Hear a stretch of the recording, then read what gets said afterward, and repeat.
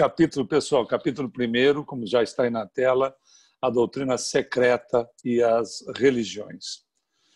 Iniciando então a leitura, a qualquer momento, por gentileza, me interrompam. Ricardo, se alguém levantar a mão, como eu vou estar lendo, por gentileza, entre com o som, me avisando, ok? Bom, quando se lança um olhar abrangente sobre o passado, quando se evoca a lembrança das religiões desaparecidas, crenças extintas, se é tomado por uma espécie de vertigem no aspecto das vias sinuosas percorridas pelo pensamento humano. Lenta é a sua marcha. Parece, primeiramente, comprazer-se nas criptas escuras da Índia, nos templos subterrâneos do Egito, nas catacumbas de Roma, na luz fraca das catedrais. Parece preferir os lugares soturnos, a atmosfera pesada das escolas, o silêncio dos claustros, a luz do céu, aos espaços livres, em uma palavra, ao estudo da natureza. É simplesmente fantástico a maneira que, se vocês me permitem o comentário, a maneira poética que o Leon Denis escreve, né? Escrevia e escreve, porque ele não morreu, ele só desencarnou, colocando essa condição da nossa evolução em relação de nós para com a divindade, né? Essa marcha, como ele diz, lenta é a sua marcha, é a beleza da evolução de todos nós.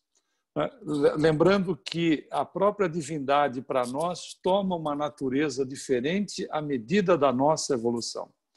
Se nós olharmos a nossa questão evolutiva, nós passamos pelo período da litolatria, né, que é a adoração de ídolos, a começar de ídolos de pedra, para depois passarmos a fitolatria, a nossa relação com a natureza, com parte da selva, com parte daquilo que constitui a natureza, indo para a zoolatria, onde nós temos ainda culturas, e uma cultura se destaca em relação à questão da adoração dos animais, como nós sabemos na Índia, né, cuja vaca é sagrada. Mas no Antigo Egito nós também encontrávamos o gato. Muitas múmias que foram encontradas também tinham o gato mumificado junto com o dono ou a dona. Sinal que ele não tinha 7 vidas, né, Marisa? Porque se foi mumificado, mumificaram junto com o cidadão que já estava desencarnado.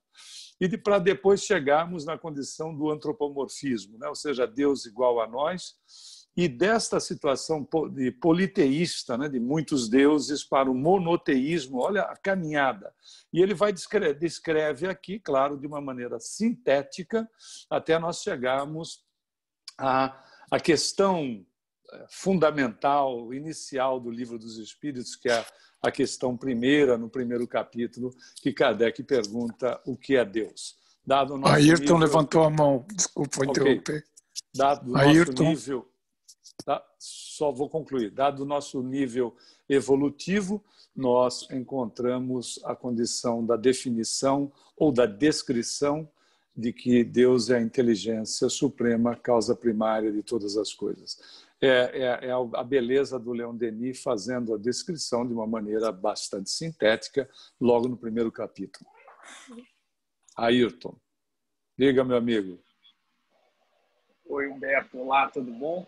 Desculpa eu entrar meio atordoado assim, mas eu estava em Jacksonville, acabei de chegar. Bom, eu acho espetacular também que o Leon Denis ele tem muito claro o que ele quer falar já no título, né? Eu acho que ele começa dizendo assim, as religiões, a doutrina secreta. Ele faz um paralelo muito interessante no singular e o plural, que a gente já tem uma ideia muito clara do que ele vai dizer, né? Então ele coloca as religiões, ou seja, todas elas, sejam elas do passado ou mesmo as atuais, e que Ayrton, teu som não está bem. Nós não estamos escutando direito.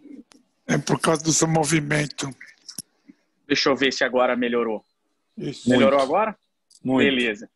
Então vou começar rapidinho.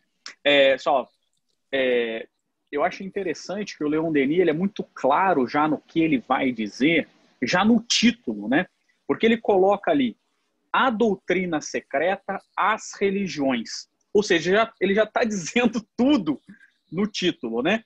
E ele coloca ali para a gente, sejam as religiões do passado, mesmo as atuais religiões, né? Porque ele vai fazer esse voo panorâmico praticamente por todas as religiões, né? Ou pelo menos pelas principais religiões, e que ele coloca.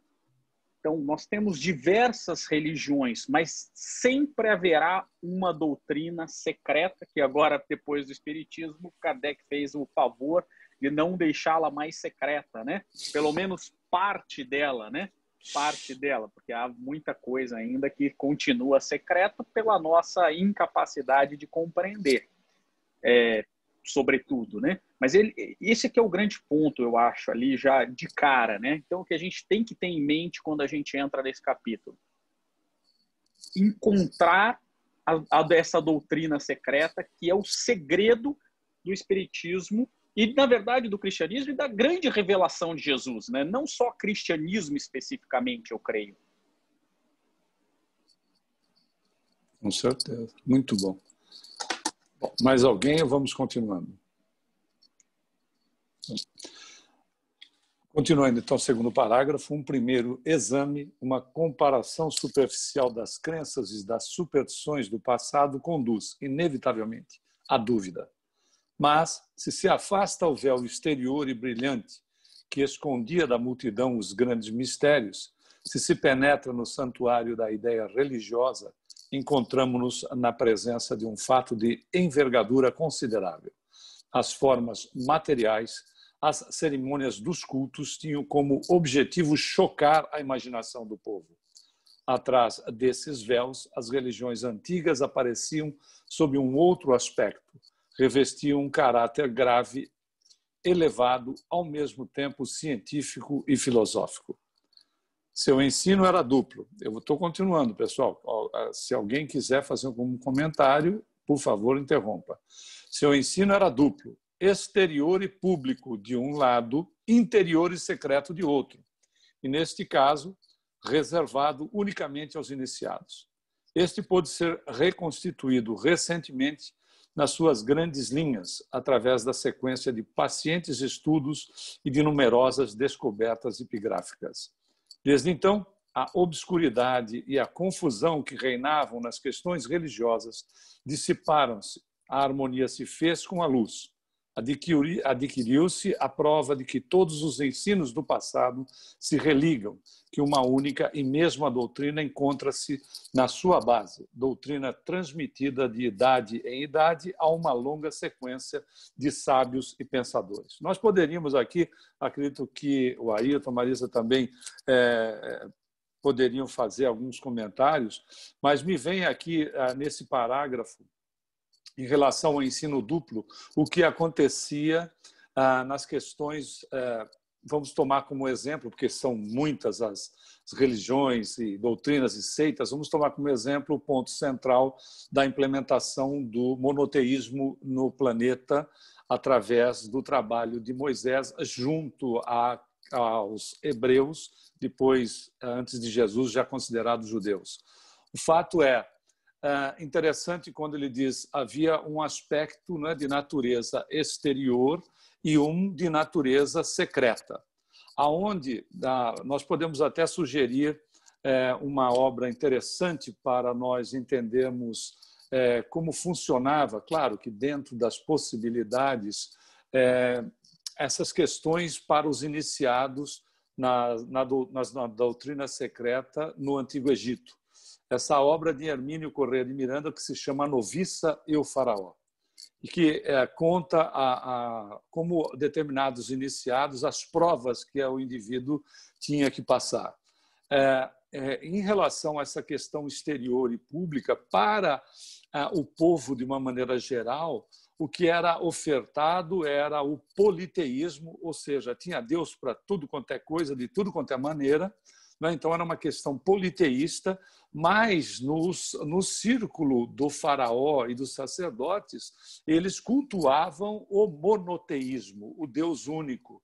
Por isso que nós vamos ter a figura de Moisés com um nível de conhecimento em relação à divindade, como monoteísmo, etc., até porque Moisés era um príncipe, né? Ele tem acesso a todo esse volume de informações, considerado, então, de natureza secreta, uma vez que para o povo era ofertada a questão politeísta, muito e, ao mesmo tempo, no sentido de dominação, de controle, aonde se colocavam sempre as figuras, como diz Leon Denis, sempre as figuras de natureza, com natureza forte, né, de dominação. Moisés também vai fazer isso, dado o primitivismo do próprio povo que ele vai gerenciar, que ele vai administrar, aonde o Deus que ele apresenta ele é um Deus único, mas um Deus privilegiador, partidário e, acima de tudo, castigador para aqueles que não cumprissem as obrigações que eram colocadas de uma maneira generalizada, a começar da condição da legislação e também no mesmo processo de higiene, porque Moisés foi um grande legislador e um grande sanitarista. E precisava, para um povo primitivo, precisava de uma figura forte, mas já era uma figura única, da onde ele trazia todo esse conhecimento, não só como um espírito já de certa envergadura, por ser a primeira revelação, mas por ter sido iniciado dentro dos chamados ensinos secretos que os egípcios mantinham. Algum comentário? Ayrton? Marisa? É muito interessante, se vocês até me permitem explicar uma situação. Bom, eu não faço segredo que sou maçom, né? E tal qual Leon Denis também o era, né? E é perfeito, né, Ayrton? Exatamente. E a maçonaria é uma seita secreta, uma doutrina secreta, ou algo secreto que é passado somente para os iniciados daquele conhecimento.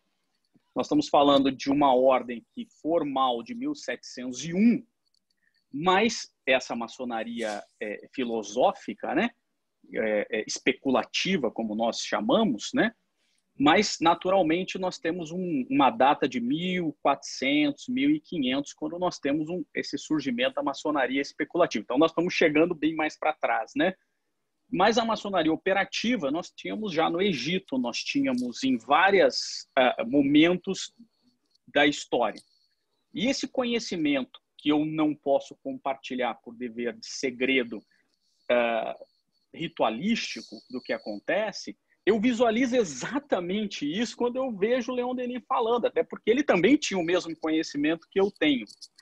Como exteriormente, quando as pessoas olham para a maçonaria, olham para o Egito, olham para a Grécia, e parece que, bom, alguns até nos chamam de culto ao demônio, a Bafomé e tudo mais, né? Pela quantidade, pela caveira que tem lá, pelo esquadro, pelo compasso, e ficam tentando interpretar uma série de símbolos que só tem significado para quem conhece esse símbolo, né? Para quem está dentro. Então, e aí que quando eu garanto para vocês que nenhum deles tem o culto ao demônio, quem quiser entender um pouquinho mais, tem uma palestra bem interessante do Divaldo sobre maçonaria e espiritismo.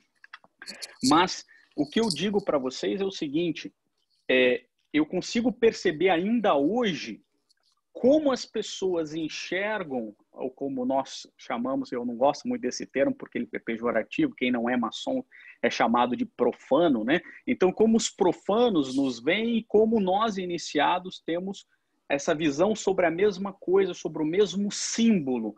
E com certeza era assim naquele momento, né? Só que a grande diferença é que o Kardec veio rasgar tudo isso, né? Ele que, embora alguns digam que era maçom, não o é, provavelmente não era, né? Veio rasgar isso tudo e veio nos mostrar essas doutrinas secretas, porque tudo isso você vai encontrar no Espiritismo. Talvez não ritualisticamente. Muito bom. Mais alguém? Então vamos dando continuidade. todas as grandes religiões tiveram duas faces, uma aparente, a outra secreta, né? O Ailton acabou até de apresentar, guardadas as devidas proporções, a questão da maçonaria. Nessa é o espírito, na aparente. Naquela, a forma ou a letra. Sob o símbolo material, o sentido profundo dissimula-se. O brahmanismo na Índia, o hermetismo no Egito, o politeísmo grego, o próprio cristianismo. Em sua origem, apresenta esse duplo aspecto. Julgá-las pelo seu lado exterior e vulgar é julgar o valor moral de um homem pelas suas vestimentas. Para conhecê-las, é necessário penetrar no pensamento íntimo que as inspira e faz sua razão de ser. Do seio dos mitos e dos dogmas, é necessário separar o princípio gerador que lhes comunica a força e a vida. Então, descobre-se a doutrina única, superior, imutável, do qual as religiões humanas são apenas adaptações imperfeitas e transitórias, proporcionadas às necessidades dos tempos e dos meios. Tem a observação aqui feita em pé de página, ver Max Miller, Ensaio sobre a História das Religiões. É interessante, e também onde ele vai tratar da missão dos judeus. E A os Estela grandes levantou a mão. iniciados, que é uma nota do próprio autor, quando ele faz o término desta página. Diga. Não, não é a Estela, não, é o Tom. É que meu telefone está sem bateria. Tudo bom, gente? O de nome de guerra? É, o nome de guerra. Não, o que eu queria comentar outra vez, quando eu comentei sobre a doutrina secreta, eu acho que Leon Denis está falando do livro contemporâneo deles, na mesma época, de Helena Blavatsky, Petrovna Blavatsky, que o nome do livro dela é a Doutrina Secreta. A Doutrina Secreta de Helena Blavatsky, né? Acho que é o segundo livro dela. O primeiro é o Véu de Ísis. Ela foi o livro foi uma coletânea do que ela conseguiu memorizar dos escritos tibetanos, né? Eu não sei se realmente foi isso, mas eu sei que Leon Denis, no final, quando ele teve alguns encontros com ela, ele teve a teosofia e o espiritismo começaram a haver uma separação de ideias, né? É muito próximo, mas teve algumas separações. E eu acho que ele quis realmente colocar pano, esfriar a situação. Por isso que eu acho que até ele coloca esse termo, várias vezes ele vai usar a doutrina secreta, né? Eu não sei, pode ser. Ele usa muita coisa no livro com base bem parecida com a teosofia. Não sei, pode ser. Ou, na verdade, é tudo uma coisa só, né? É só um elo de uma corrente, na verdade, gente. Eu não sei se ele se ocupou efetivamente, Tom, nesta posição com a Helena Blavatsky, não sei. Porque quando a gente vai avaliar a questão da teosofia, tem partes que são extremamente confusas em relação ao desenvolvimento do espírito, as questões voltadas para a parte perispiritual, que no espiritismo ficou muito mais mastigado, mais simplificado. Bom, mas enfim, é uma informação, pode ter sido possível, porque esses grandes espíritos, e a gente está falando aqui de um espírito grandioso em matéria de evolução, o Ailton fez referências muito interessantes na aula passada, eles estão abertos para as pessoas, eles estão abertos para as opiniões, para as ideias, etc. Eles não se enclausuram neles mesmos. A gente pode ver o próprio Kardec, ele não só ele não faz uma sugestão, ele faz, na verdade, ele dá uma diretriz, né, para as pessoas, os estudantes espíritas, dizendo que nós deveríamos... Aliás, ele tem um livro falando como se monta uma biblioteca espírita, onde ele vai, inclusive, dizer que era importante nós estudarmos as obras espíritas, mas não só estudarmos o espiritismo, ampliarmos os nossos estudos, inclusive buscarmos, né, dentro uma vez estudando com profundidade o espiritismo, buscarmos obras que são contrárias a ele, para entender o pensamento daquelas criaturas que, não é, deixam pontos contrários ao espiritismo. Então, veja, a grandiosidade dessas criaturas, como elas abrem a mente para, inclusive, aqueles que se posicionam como opositores serem ouvidos, né? Isso é fantástico. O Leon Denis, provavelmente, conforme o Tom falou, provavelmente, talvez até certamente tivesse esse contato e tivesse essa mente aberta, ou tem essa mente aberta para esses aspectos, até mesmo para absorver a cultura que vem de outras pessoas, né? Porque nós verificamos isso, né? Não é, todos nós temos algo a acrescentar de uns para com os outros, por isso que a gente vive em sociedade, não é isso? É exatamente isso, Humberto. Você fechou exatamente um pensamento universal. Na verdade, a gente tem que pensar universalmente, não, né, na caixinha só, né? É isso mesmo.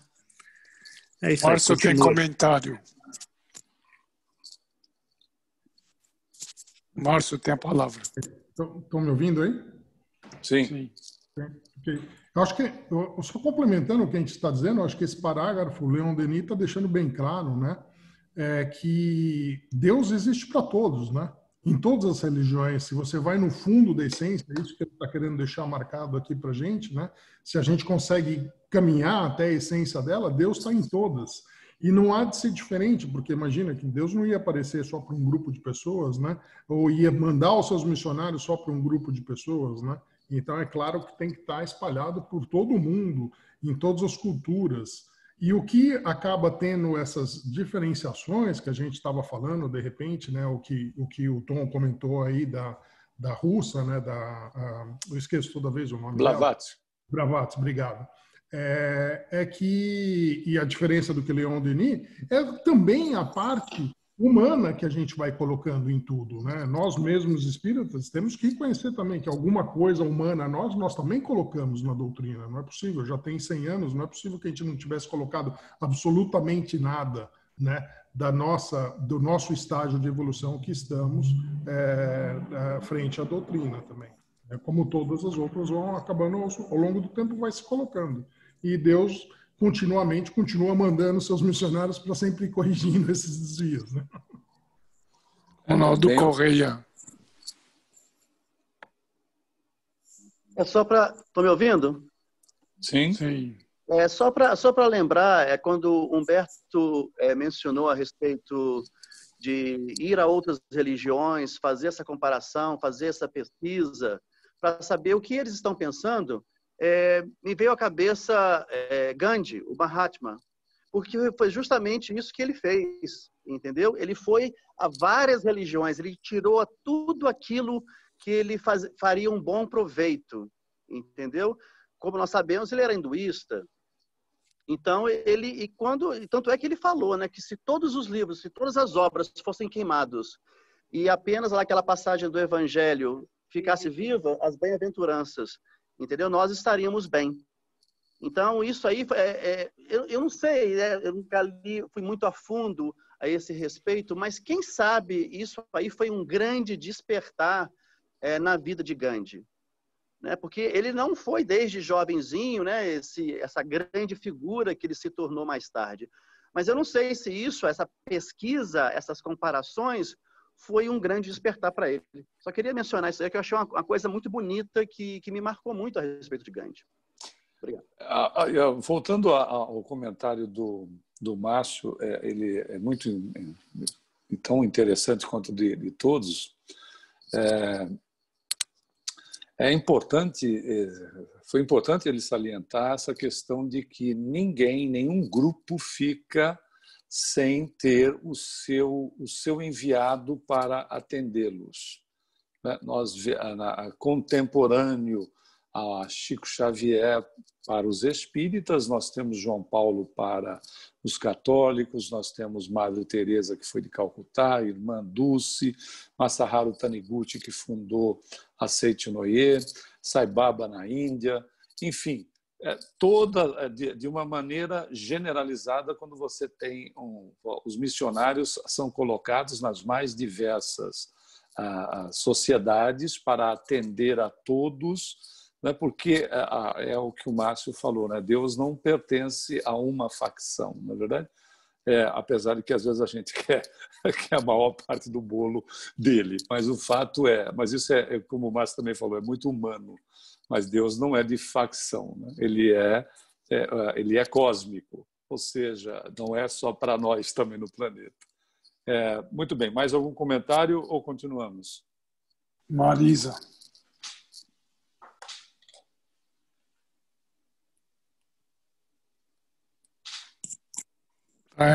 Marisa, está mudo. Oi, tá ouvindo? Aí você tem que baixar o seu. Uma coisa que eu percebo, pelo menos ao longo dessa minha vida de estudante dentro do espiritismo. Eu vim do catolicismo e quando me tornei espírita no Brasil, a minha época, com os 14 anos, eu via que os centros espíritas tinham um modelo físico da Igreja Católica, porque era um espiritismo praticado por católicos na época, né? Então, se eu vinha do catolicismo, estou no espiritismo até hoje, eu não sei, quando eu penso assim, como vocês estavam comentando, a gente deve ir ao encontro de outras religiões para conhecê-las, ver o que elas têm que combinam com o espiritismo, se tem alguma coisa melhor. Eu acho que isso não faz parte de uma encarnação. Eu acho que a gente vem fazendo isso, como o Márcio disse, ao longo das encarnações. Vamos passear por todas as religiões, já passamos por várias, e vamos agregando o que há de bom em cada um. Nesse momento, se eu sou espírita, eu acho que já dá bastante trabalho ser espírita. Porque quando somos espírita, a gente vai descobrir que a religião ela é só um acessório, um recurso que a gente utiliza para se manter didaticamente em dia com o conhecimento que deve se transformar em luz na alma. Então, se eu estou aqui para aprender a amar, como já estive em outras vidas, e nesse momento eu sou espírita, esse vai ser a minha escola. Eu não vou aguentar cursar cursos diversos, sabe, orientais e isso e aquilo, e agregar tudo. Eu acho que eu vou ficar confusa, porque estamos querendo construir sentimentos, e sentimento a gente não acha, como Humberto leu no início, não adianta ler os livros todos, decorá-los, que a gente perde a religião, que ela é secreta. Ela está na mensagem ali, diluída. Aquilo é que é a religião, né? A religiosidade. Então, é nisso assim que pelo menos para mim, não cabe muito assim, ver lá o que é que os meninos ficaram brincando de maçom e ficaram cheios de segredinhos até hoje. Quero lá saber disso. Isso é coisa para os meninos. E o que o Gandhi fez, né, dentro do hinduísmo, outros, são todos exemplos, mas mergulhar dentro de um outro estudo, quando a gente tem essa vastidão de coisas, né, como Leon Denis disse, descobrir agora a pólvora. Tudo que pode resolver o problema universal está dentro do espiritismo. Então, ele não era espírita na época e se sentia um privilegiado de ser apresentado aquela doutrina. Nós já estamos nela porque, nessa encarnação, adotamos o espiritismo como nosso guia espiritual. Né? E aí, o que é que a gente vai fazer com isso? Sair buscando outras coisas, se a gente nem entende isso direito ainda, onde é que Jesus quis chegar com essa força propulsora do universo é o amor. Onde ele quis chegar com isso? Onde está esse amor? Está escrito aonde? Na pedra da Índia, no terreiro da Bahia? Tá? Não sei, não. Está dentro de nós, né? Então, estamos lidando com um conceito que nos leva a realizar um pouco desse amor nesta encarnação. Para mim, basta. Eu não vou para canto mais nenhum, que eu não... Embora seja jovem ainda, tenha muita coisa para frente. Mas eu acho que uma vida é muito pouco para a gente. É porque quando a gente se torna espírita, a gente se sente capaz de abarcar tudo, né? Mas termina, eu acho que na hora, causando uma grande confusão em alguns e podemos, às vezes, perder o trilho. Por isso que eu prefiro seguir assim. Mas está tudo bem. Ronaldo, você quer falar? Zito quer falar.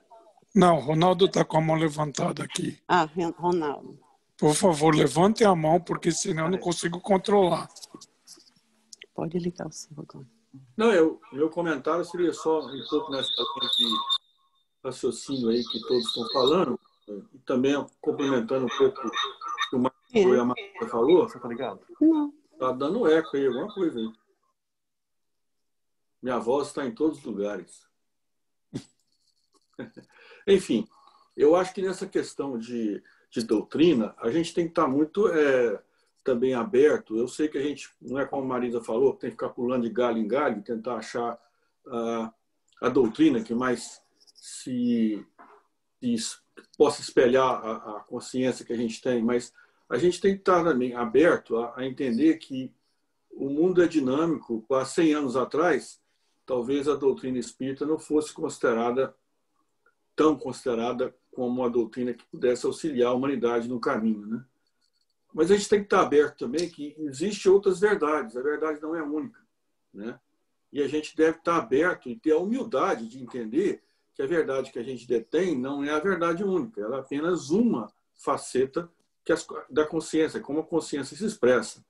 Então, eu acho que a gente tem que manifestar a fé, a confiança que a gente tem, né? Mas sempre estar aberto a possibilidades e não ser presunçoso de achar que nós detemos a verdade. A doutrina espírita pode ser uma doutrina muito boa, mas, a meu modo de entender, está muito longe ainda de ser a síntese da verdade, né? Esse é meu ponto de vista, não sei se difere de outro.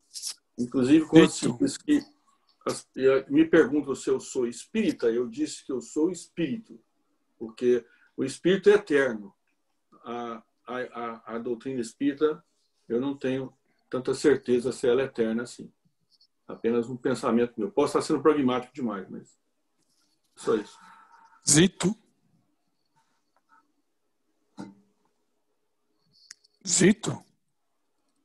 Espera só um pouquinho. Deixa, a Marisa quer fazer um esclarecimento aqui? Uma coisinha. Não, eu não estou falando em termos da doutrina espírita. Não? Hold on.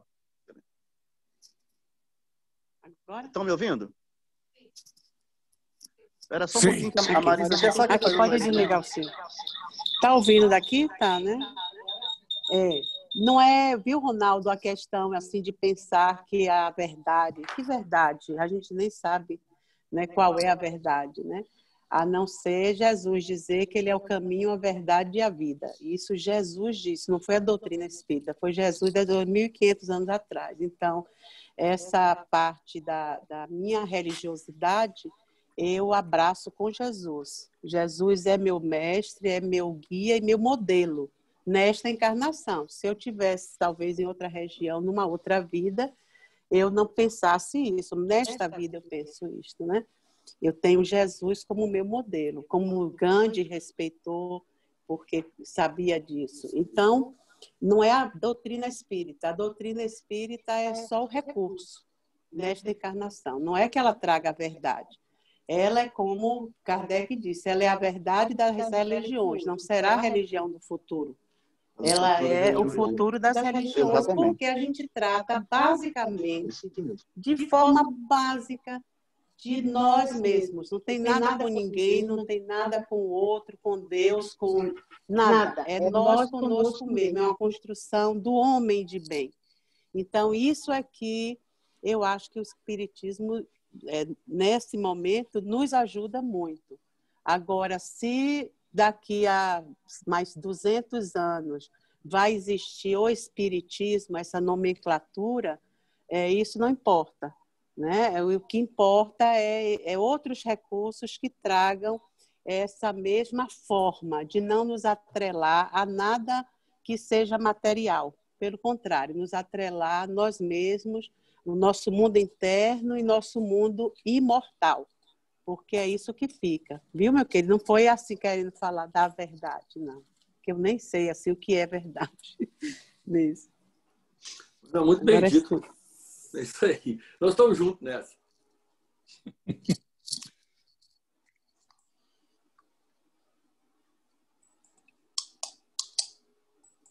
Zito, você quer falar, Zito?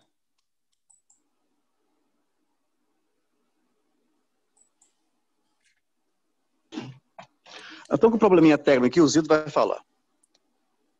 Opa, bem, pessoal, boa noite, né? Eu acho que a gente está falando, né, e o espiritismo, né, ele não é uma coisa nova, é uma coisa antiga passando por suas transformações, né, no trabalho do Cristo, né? E a gente teve grandes ordens, né, que vieram trabalhando ao longo dos anos, né? E toda essa base do espiritismo que nós temos foi esses indivíduos que estão no espiritismo, que fizeram essa transformação no espiritismo, eles participaram vivendo isso, vendo isso acontecer, né? Com a grande fraternidade branca, por exemplo, né? Que o espiritismo vem exatamente nessa transição, né? Leon Denis vem exatamente, Kardec vem exatamente nessas transições de grandes homens da fraternidade branca que estavam entregando praticamente um novo trabalho a ser desvendado de uma nova forma, né? E é muito bom a gente entender isso, né? Porque eles participaram, eles viveram isso. Então vieram os novos códigos de conduta, entendeu? Para cada um, porque essa caridade era feita em uma classe média, uma classe alta. O espiritismo veio para baixar e entregar para aqueles menos favorecidos, né? Quando a gente olha a fraternidade branca, a gente sabe exatamente o que é, né? Que ela trabalhava e o que quando chegava era muito difícil o acesso aqui embaixo. E o espiritismo veio desvendar isso, veio trazer a simplicidade, né? E eles faziam trabalhos maravilhosos e que muitos sabem, né? Que eles faziam o trabalho do cristianismo e fazem o trabalho do cristianismo de uma forma que a gente não vive com ela, que ela continua, essa grande fraternidade continua, mas a gente continua de uma outra forma, sem muitos adereços, né? Sem participar dos cultos secretos que faz parte da determinadas doutrinas, né? Então, é o entender, né? Porque não deixou de existir, existe, e a gente conviver como o joio e o trigo, né? Que eu sempre estou trazendo isso, né? E tudo tem que crescer junto. E o espiritismo faz parte disso, né? Independentemente de qualquer coisa. E trouxe a beleza, a simplicidade de alcançar a camada mais baixa, né? E não simplesmente ser o que é, trabalhar pelas bases, que somos nós, né? Não sei se ficou para... Mais alguém, Ricardo? Não. Muito bom. Não. Tem vale o Ademir. O Ademir acabou de levantar a mão. Ademir. Obrigado, boa noite a todos. Eu ia comentar muito bom o comentário da Marisa, também o do Ronaldo. Eu vejo uma coisa que eu passei por várias religiões. Eu fui católico, fui coroinha, amava a minha batina, amava ir à igreja. É muito marcante para mim. Mas chegou um momento que na minha vida que não respondia as minhas perguntas. Então, tinha acontecimentos que eu não tinha. Então, eu procurei outras religiões, dá para umas 5, eu acho, até chegar no espiritismo. Mas é algo que você não faz, por exemplo, por curiosidade. Eu era levado a isso. Então, quando eu analiso a minha história, eu era guiado para chegar. E todas elas eu tirei proveito. Seixonoye, por exemplo, foi uma delas, em um momento crítico da minha vida. que me auxiliou muito. Depois, hinduísmo um pouquinho, estudei budismo, cheguei até a ciência da mente por 5 anos antes de entrar no espiritismo. E eu sempre ia perguntando, ia procurando, eu precisava chegar, e as coisas não eram assim. Quando a gente começa uma busca espiritual, você é levado, e até eu chegar no espiritismo, e até agora, no caso a religião, a filosofia, que responde às minhas perguntas, não só responde, mas também me apresentou uma visão muito mais ampla do ser humano, da própria natureza, porque houve um tempo que eu estudava coisas, universo, terra, e não fazia muito sentido, era só materialidade. Até um momento, até com a ciência, e antes de chegar no espiritismo eu estudava ciência para entender a sobrevivência, essas coisas da vida, se existia. Então, quando eu cheguei no espiritismo, eu fiquei impressionado. O primeiro livro que eu li não foi Violetas na Janela, foi o Livro dos Espíritos.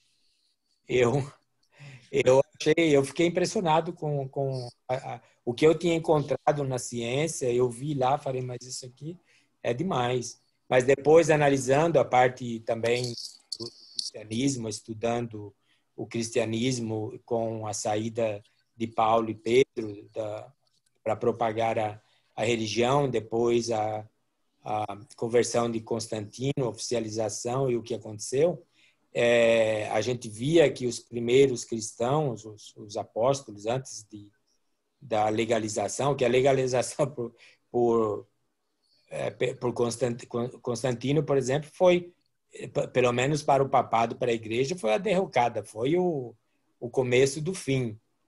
E o cristianismo antes, como tinha começado, era primeiro o povo pobre e precisava de esperança, né? Aqueles que não tinham nada e sofriam. Então, o cristianismo era praticado, era o cristianismo puro, era o ensinamento de Jesus. A caridade, o amor ao próximo, a compreensão, a aceitação, era isso. E os apóstolos, de início, eles faziam o cristianismo aplicado. Então, eles iam, Paulo arrecadava todos eles, ajudavam-se mutuamente, amparava materialmente, espiritualmente, emocionalmente, tudo aquela irmandade. Então, quando eu entrei no espiritismo, eu comecei a estudar o espiritismo e ver como que era a organização, a caridade, eu vi claramente que o espiritismo, ele é o cristianismo aplicado. Ele tenta resgatar aquilo que foi iniciado pelos apóstolos. O amor, a caridade, a aceitação, a não discriminação, tudo isso. Aquela pureza que existia com os primeiros apóstolos, depois se perdeu ao longo do tempo até chegar aqui. Então, é esse o resgate, é o cristianismo aplicado. E, para mim, isso aí é onde está a beleza do espiritismo. Não em fenômeno ou reunião mediúnica, que é importante, mas para quem precisa, para os espíritos que precisam. Para nós, espíritas, nós podemos ser espíritas a vida inteira de uma reunião mediúnica. Nem é necessário, porque não é essa a proposta do espiritismo. A proposta do espiritismo é a transformação moral do ser, para ele encontrar um pouco um alívio do sofrimento que todo ser vivente passa, né? E muitos seres, não só vivente, mas morrente também, depende de como viveu a vida aqui, vai passar. Então, era isso que eu tinha que comentar. Mais alguém, Ricardo? Ricardo, mais alguém? Não. Não? Então, a gente está vendo a beleza do Leon Denis, né, nesse livro Depois da Morte, porque do jeito que nós temos aí grandes reflexões de todos que estão participando, a gente vai terminar esse livro só depois da morte mesmo. Bom, dando continuidade, tem-se na nossa época uma concepção do universo absolutamente exterior e material. A ciência moderna, nas suas investigações, limitou-se a acumular o maior número de fatos para daí retirar as leis. Obteve, assim, maravilhosos resultados, mas, nesse caso, o conhecimento dos princípios, das causas primeiras e da verdade permanecerá para elas para sempre inacessível. As causas segundas, elas próprias escapam-lhe. O domínio invisível da vida é mais vasto do que aquele que é abrangido pelos nossos sentidos. Ali reinam essas causas, das quais vemos apenas os efeitos. Vale a pena lembrar aqui que a ciência, ela não se ocupa dos aspectos espirituais, né? Ela visa o trabalho sobre o ângulo das questões materiais. Mas, como diz Emmanuel, no prefácio do Evolução em Dois Mundos, o materialismo vai deixar de ser materialista, o materialista vai deixar de ser materialista por ausência da matéria. Nós estamos vendo gradativamente isso. Bom, continuando com o Leon Denis nos diz, a antiguidade tinha uma outra maneira de ver e de proceder. Os sábios do Oriente e da Grécia não desprezavam observar a natureza exterior, mas é sobretudo no estudo da alma, das suas potências íntimas, que descobriam os princípios eternos. A alma era para eles como um livro, onde se inscreviam em caracteres misteriosos todas as realidades e todas as leis. Pela concentração das faculdades, pelo estudo meditativo e profundo de si mesmo, elevavam até a causa sem causa, até o princípio de onde derivam os seres e as coisas. As leis inatas da inteligência explicavam-lhes a ordem e a harmonia da natureza, como o estudo da alma dava-lhes a chave dos problemas da vida.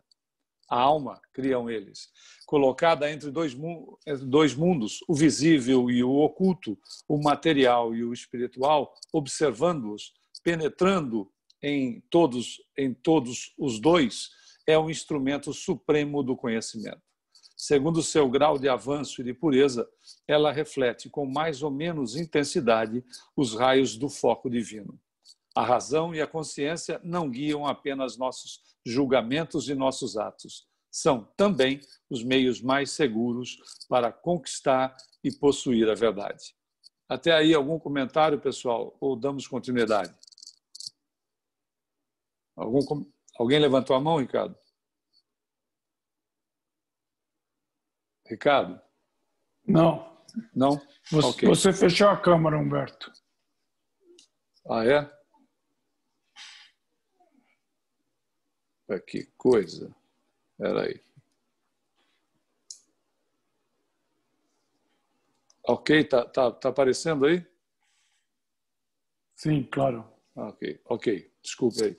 Bom, muito bem. Dando continuidade, então. A vida inteira dos iniciados era consagrado a essas pesquisas. Não se limitava, como nos nossos dias, a preparar a juventude através dos estudos prematuros, insuficientes, mal dirigidos às lutas e aos deveres da existência. Os adeptos eram escolhidos, preparados desde a infância à carreira que deviam servir, depois arrastados gradualmente na direção dos cumes intelectuais, de onde se pode dominar e julgar a vida. Os princípios da ciência secreta lhes eram passados numa medida proporcional ao desenvolvimento de sua inteligência e das suas qualidades morais. A iniciação era uma reforma completa do caráter, um despertar das faculdades adormecidas.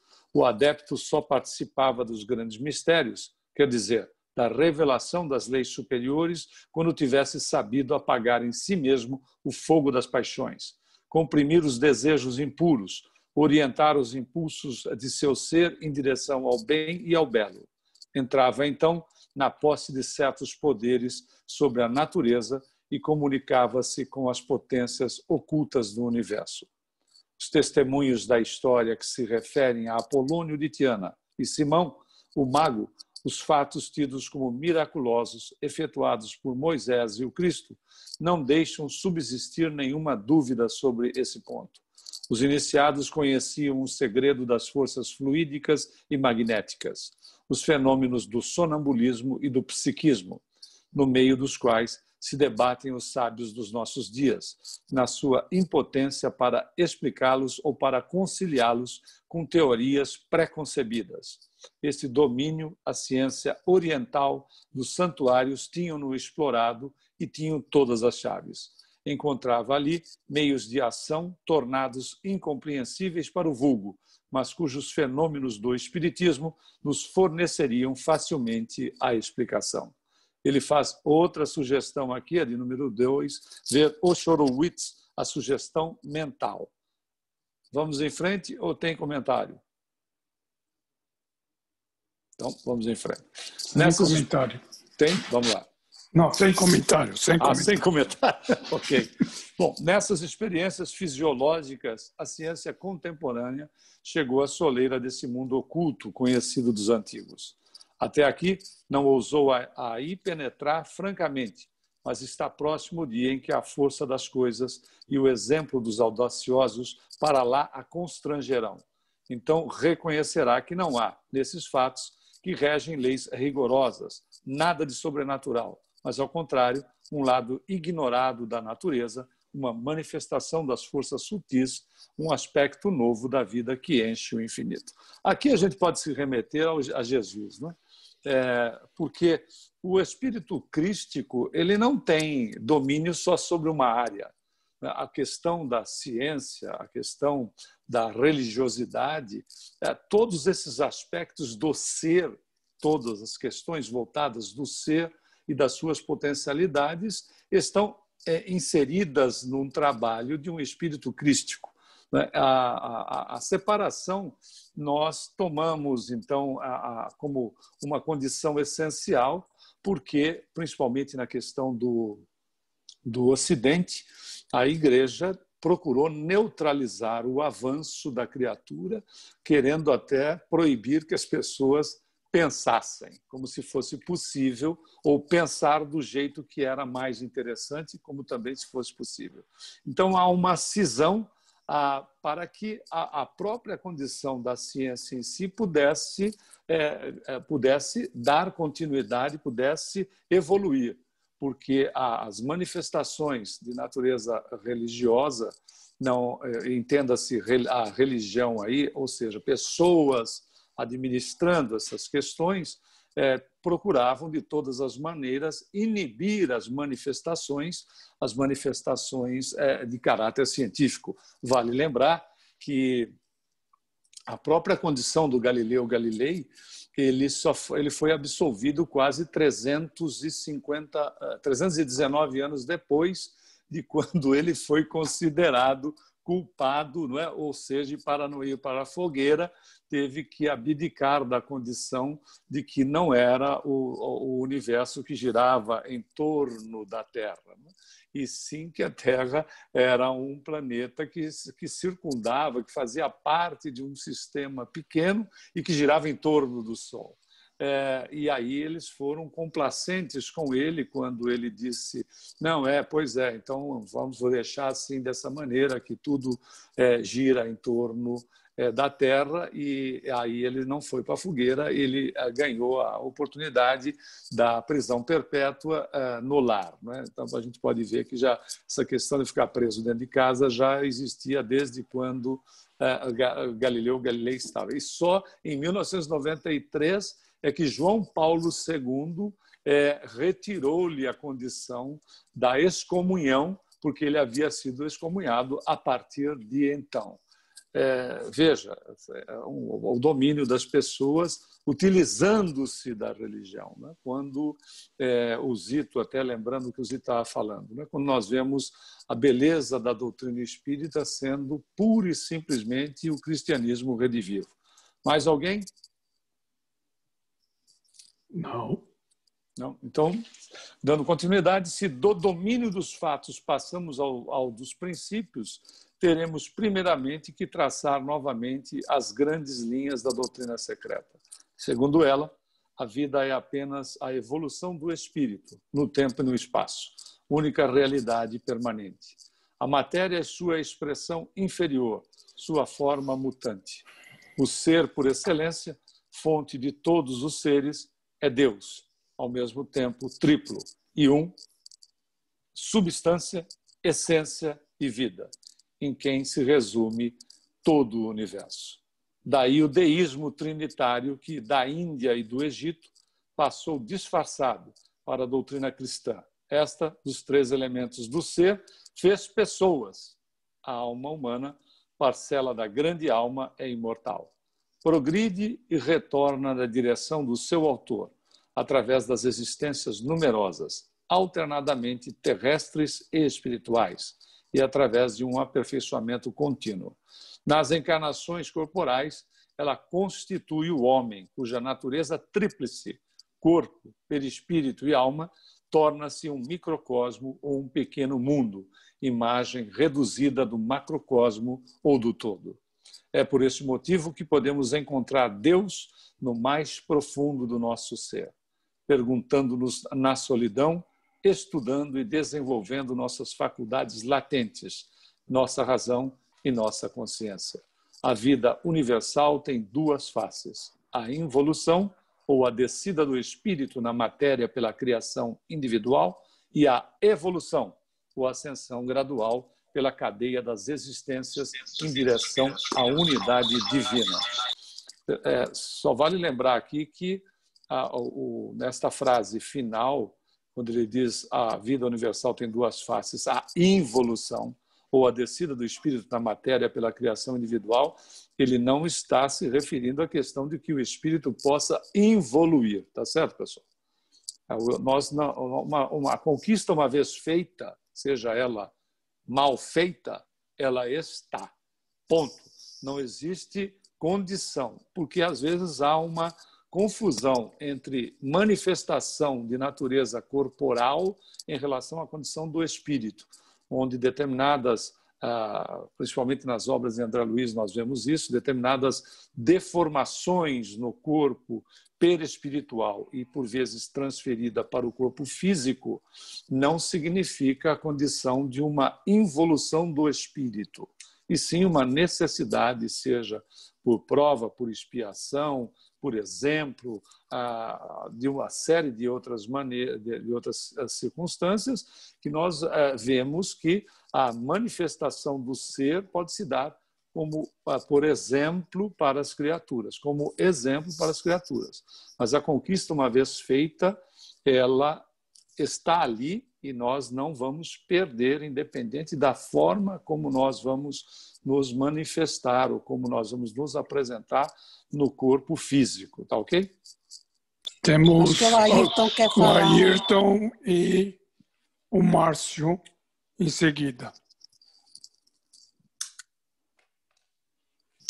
Ayrton. Eu estou abrindo aqui. Se você puder, Ricardo, por gentileza, voltar um pouquinho o texto. Eu estou abrindo esse texto aqui porque na minha tradução está um pouquinho diferente. Lá no início do parágrafo, ao ver, quando eu começo ali, ao ver a vida não é mais que a evolução. Bem do início. Pode descer um pouco. Não, volta. Lá no início do parágrafo, desse que a gente estava lendo. A vida é apenas... É que a minha tradução, o meu livro está diferente ali. Então, olha ali. Segundo ela, a vida é apenas a evolução do espírito no tempo e no espaço. Única realidade permanente. Aqui na minha... eu tive uma dificuldade aqui ao visualizar isso, porque a sensação que eu tenho que ele colocou que a única realidade permanente é o tempo e o espaço, né? Não sei se vocês tiveram essa visão ao ler essa parte.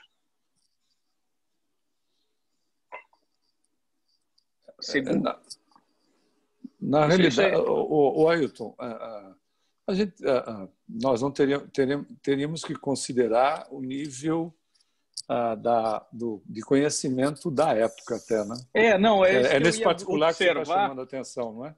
Exato, mas na minha tradução está um pouquinho diferente, por isso que eu queria observar, porque a sensação que tem aqui é que ele está colocando que o tempo e o espaço é a única realidade permanente, mas não é isso na minha versão aqui. Então, o que ele diz assim, ao ver vou ler na minha tradução aqui, a vida não é mais que a evolução. no tempo e no espaço, do espírito, única realidade permanente. Então, a única realidade permanente, que eu acho que ele quis dizer, é a evolução, tá? E não o tempo e o espaço. Então, só para... Porque depois, logo depois, né? Porque nós estamos falando mais 15 anos aí, mais ou menos, veio Einstein com a teoria da relatividade. Mas ele não sabia, naturalmente, 1908, acho que alguma coisa assim. Einstein veio com a teoria da relatividade geral e aí veio dizer que o tempo e o espaço não são relativos. Mas o que eu quero observar ali, só para que fique, pelo menos na minha tradução aqui, o que ele está dizendo claro, e aí vem o que o Humberto colocou, quando coloca da involução, quando desce, é só uma figura de linguagem quando ele coloca, né? Sim. Porque ele coloca mais acima que a evolução permanente do espírito é a única realidade. Só essa observação ali no texto. Márcio. Para mim, quando a gente leu esse trecho, veio, não sei, ficou uma coisa na minha cabeça, não sei, depois o Humberto aí me corrige se eu estiver errado, mas quando ele fala aqui, né, a involução, a vida universal tem duas faces, a involução ou descida do espírito. Para mim, veio na cabeça Honório Abreu, quando nos conta, né, que nós saímos da luz, viemos do Criador, e éramos uma luz infinita que veio diminuindo, diminuindo, diminuindo, até que passamos então a estagiar aqui nos reinos minerais. E aí então passamos ao longo do tempo para um segundo momento onde passamos a fazer o uso do nosso livre-arbítrio. E aí é quando a gente começa a se enrolar todo, né? E caminhamos esse longo caminho eterno que parece de volta ao nosso Pai. Por isso que eu entendi evolução para depois voltar a evoluir também. Não sei se faz sentido. Ou se... Faz, mas é como o Ayrton disse, né? Uma figura de linguagem apenas, porque vale a pena a observação que vocês fizeram no sentido só de que uma vez a conquista realizada, seja em que estágio nós estivermos, né? Estivéssemos até mesmo na questão das conquistas ou do processo da automatizante daquilo que ocorre no princípio inteligente ou espiritual, uma vez feita esta conquista, ou seja, ela estar desenvolvida, porque a gente não atribui de fora para dentro, né? Nós desenvolvemos aquilo que temos em essência. Uma vez ocorrida isso, não existe maneira de se perder. É daí para frente. Tanto é que é colocado que nós podemos até mesmo estacionar, coisa que também uma figura de linguagem, porque por mais que o indivíduo estacione, sempre alguma coisa é possível no seu aprendizado.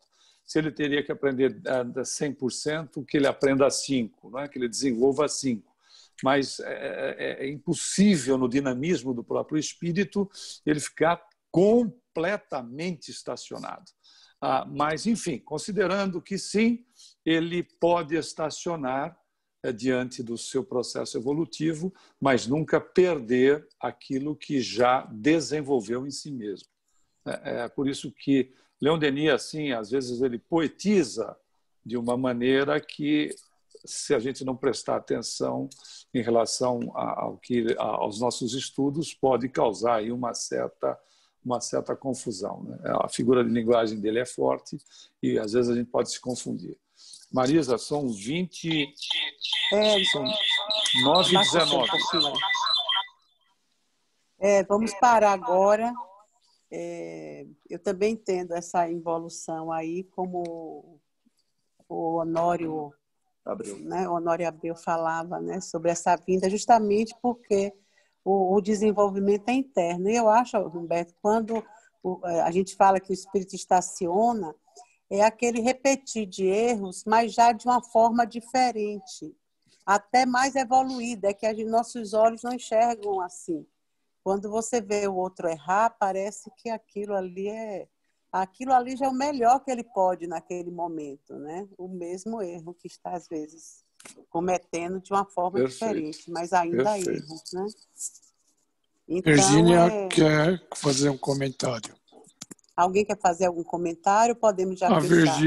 A Virgínia. Oi, boa noite. A Virgínia? Só rapidinho. Eu entendi o que o Márcio falou. Eu acho que ele Se você olhar a afirmação num tempo bem espalhado, a involução foi o princípio e a evolução é o caminho. Se você olhar como num momento agora, a involução é uma encarnação e a evolução é o nosso processo durante a vida para tentar melhorar. Então, eu acho que as duas colocações, elas cabem na frase. Em uma frase só, as duas coisas cabem. Isso que eu consegui tirar. Eu acho que a evolução foi o princípio de tudo, como você falou, Márcio. Veio no reino mineral e ao longo do tempo foi evoluindo e estamos evoluindo. Ou então, viemos evoluindo para uma encarnação e estamos tentando evoluir durante essa encarnação. Então, acho que as duas colocações valem na frase. É assim que eu entendi. É como se o princípio inteligente fosse a semente, né? Então, nos transformamos em semente para poder desenvolver outra vez e fazer a caminhada evolutiva, né? Eu também compreendo assim, desse jeitinho. Alguém mais quer falar alguma coisa? Eu hoje até queria pedir desculpas a vocês, porque depois aqui refletindo com o pessoal, eu acho que eu defendi muito essa coisa de não nos expandirmos demais, né, em diversos conhecimentos, mas porque eu estava olhando para mim, né, para a minha posição nesta encarnação. Então, como eu tenho mediunidade desde muito cedo, graças a Deus não passei tantos vexames como outros médiuns, né, não foram compreendidos, né? Então, realmente, para mim, fica difícil eu me expandir muito, buscando aqui e ali outras... Já busquei, né, quando não queria aceitar-me como médium, fui messiânica, fui católica, queria ser freira, fui assim para vários, né, para essas religiões, para ver se saía, mas... graças a Deus não saí. Então, para mim realmente fica difícil o tempo, né, que a gente tem para viver a família, criar filhos e etc. A vida, né, da encarnação e mais a vida da mediunidade. Então, eu acho que o espiritismo seria, até hoje, a única religião que abraça assim, essa parte mediúnica de uma forma educativa e prática também, né? Então, eu acho que é por isso que eu fiquei muito assim naquela coisa de que não, eu acho que para mim não dá tempo nenhum, de jeito nenhum. Não é seletiva, né? Entendeu? Então, para mim, nessa encarnação, a mediunidade me basta totalmente, porque não dá tempo nem de fazer outras coisas, a não ser sentar assim para estudar espiritismo, né? Ou seja, você